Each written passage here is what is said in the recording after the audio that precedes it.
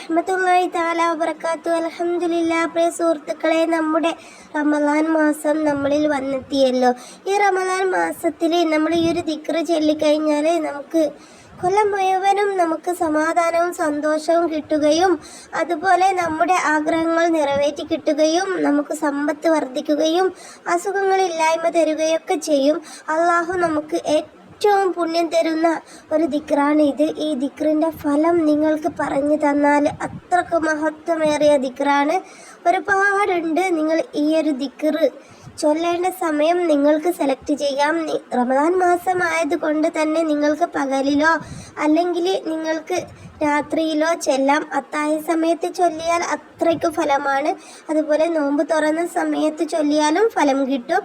നോമ്പ് നോറ്റ സമയത്തും ചൊല്ലിയാലും ഇരട്ടി ഫലം കിട്ടും. നിങ്ങൾക്ക് ചൂസ് ചെയ്യാം. അല്ലെങ്കിൽ സമയമില്ലാതെ എണ്ണമില്ലാതെ നിങ്ങൾക്ക് ദിനേന ഏത് സമയത്തും ചൊല്ലാൻ പറ്റുന്ന ഒരു ദിക്റാണ്. അത്രക്ക് മഹത്വമുള്ള ദിക്റാണ്. ഈ ദിക്റുകൾ ചൊല്ലിയാൽ 99 രോഗങ്ങൾ നമുക്ക് ഷിഫ കിട്ടും എന്നതാണ് നമ്മുടെ കിതാബിലൊക്കെ ഉള്ളത്, നമ്മളെ പഠിപ്പിച്ചത്. അതുപോലെ തന്നെ ഈ ദിക്റ് ചൊല്ലിക്കഴിഞ്ഞാൽ നമുക്ക് ഹോസ്പിറ്റലിലുള്ള ഒരാവശ്യങ്ങളും വരില്ല. അത് ഉറപ്പാണ്. ഒരുപാട് മഹാന്മാരുടെ ജീവിതത്തിൽ ഇത് സാധിച്ചു കിട്ടിയിട്ടുള്ള ഒരു കാര്യമാണ്, നടന്ന് കിട്ടിയിട്ടുള്ള ഒരു കാര്യമാണ്. അവരുടെ ജീവിതത്തിൽ ഒരുപാട് വലിയ വലിയ കാര്യങ്ങൾ നടന്നു കിട്ടിയ ഒരു ദിക്റാണ്. ഈ ദിക്റ് നമ്മൾ മുറുകെ പിടിച്ചു കഴിഞ്ഞാൽ നമുക്ക് സമ്പത്ത് വർദ്ധിക്കും. നമുക്ക് ഹോസ്പിറ്റൽ ആവശ്യങ്ങൾ ഇല്ലാതിരുന്നാൽ തന്നെ നമ്മുടെ ജീവിതത്തിൽ ഒരുപാട് സമ്പത്ത് നമുക്ക് സംരക്ഷിച്ച് വെക്കാനായിട്ട് കഴിയും. ദാരിദ്ര്യം വിട്ട് ഒഴിഞ്ഞതുപോലെ നമുക്ക് ഉണ്ടാകും. അല്ലാതെ വീട്ടിൽ ഒരാൾക്ക് ഒന്ന് ഒഴിയുമ്പോൾ അസുഖങ്ങൾ വന്നുകൊണ്ടിരുന്നാൽ നമുക്കൊരു ദാരിദ്ര്യം വന്ന പോലെ ആയിരിക്കും.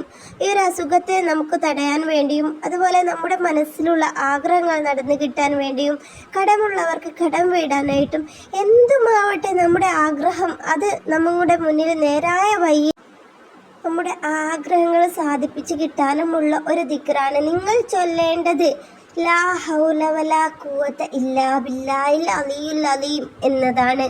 പലരും വിചാരിക്കും ഇതെനിക്കറിയാവുന്ന ദിക്റല്ലേ, ഇതാണോ ഇത്രയും പറഞ്ഞു നീട്ടിയത് എന്ന് വിചാരിക്കും. ആദ്യം തന്നെ ഞാൻ നിങ്ങൾക്ക് ഈ ദിക്റ് പരിചയപ്പെടുത്തി തന്നാൽ നിങ്ങൾ വീഡിയോ കാണില്ല. അതുകൊണ്ട് തന്നെ ദിക്റ് കേട്ട് നിങ്ങൾ പോകുമ്പോൾ നിങ്ങൾക്ക് ദിക്റിൻ്റെ മഹത്വം നിങ്ങൾക്ക് തിരിഞ്ഞ് എന്ന് വരില്ല, അറിഞ്ഞ് എന്ന് വരില്ല.